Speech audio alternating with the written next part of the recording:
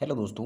हमारा आज का टॉपिक है एलसीएम निकालना सीखें भाग विधि से। यानी कि हमें भाग विधि से एलसीएम कैसे निकालते हैं वो हम लोग सीखेंगे। तो हमारे पास एक क्वेश्चन है कि 15, 48, 60 का एलसीएम निकालें। तो चलिए हम लोग स्टेप बाय स्टेप सीखेंगे एलसीएम कैसे निकालते हैं। आप वीडियो में अंत तक बने रहिए ताकि आपको कोई भी कन्फ्यूजन ना बचे। तो चलिए स्टार्ट करते हैं।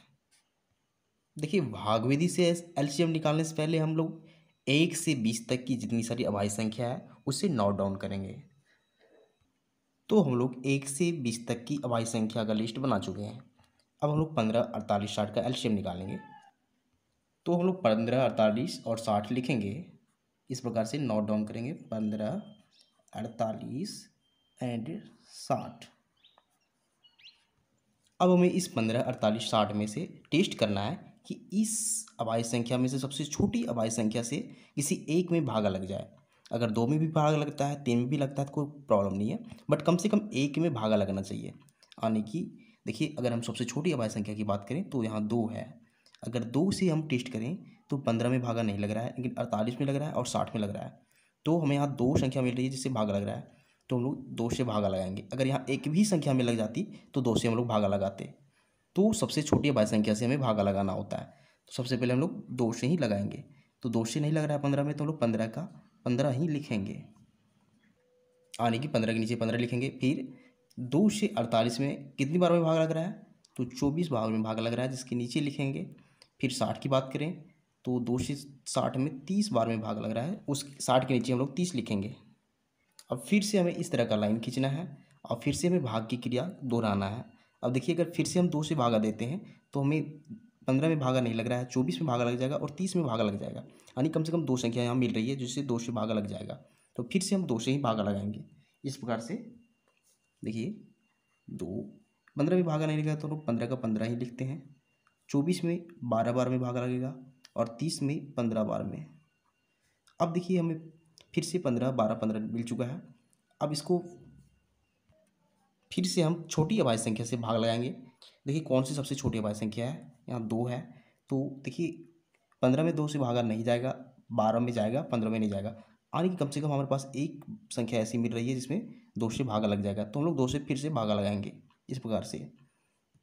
और 15 में भागा नहीं जा रहा है तो 2 से 15 का 15 ही लिखेंगे।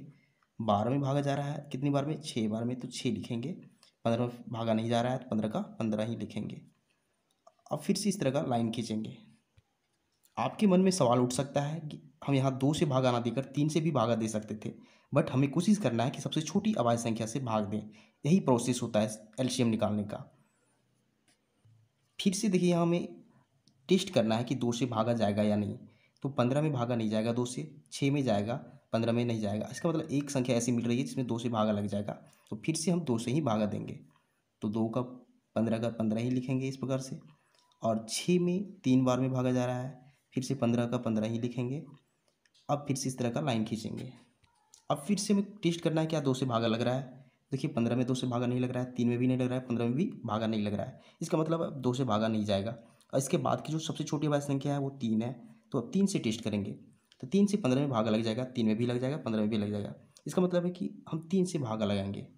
यानी कि 3 अब कितनी बार में भागा जाएगा, तो 5 बार में, और यहाँ 1 बार में, और यहाँ फिर से 5 बार में। अब देखिए, हमारे पास ऐसी संख्या 5, 1, 5 मिल चुकी है। अब यहाँ 2 से भी भागा नहीं लग सकता है और 3 से भी भागा नहीं लगेगा, क्योंकि अब हम लोग नेक्स्ट अभाज्य संख्या जो है 5 से भागा लगाएंगे। तो 5 से भागा लगाएंगे, भागा कितनी बार में जाएगा, 5 का मतलब 1 बार में जाएगा, 1 का 1 ही लिखेंगे, और यहाँ 5 का फिर से 1 बार में जाएगा।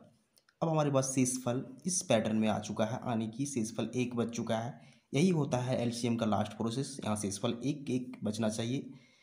अब इन संख्याओं का जो यहाँ जितने सारे भाजक हैं, इन संख्याओं का जो प्रोडक्ट होगा, यानी कि गुणनफल होगा, वही एलसीएम होगा।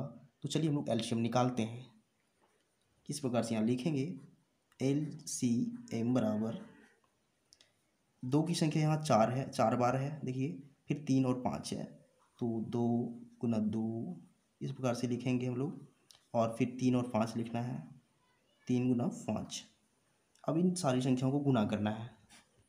तो इन संख्याओं का जो गुणनफल होगा, प्रोडक्ट होगा, सो 240 आएगा। यानी कि 15, 48 और 60 का जो एलसीएम है सो 240 है, यही हमारा आंसर हो जाएगा। तो ये तरीका होता है एलसीएम निकालने का, यानी कि भाग विधि से एलसीएम निकालने का।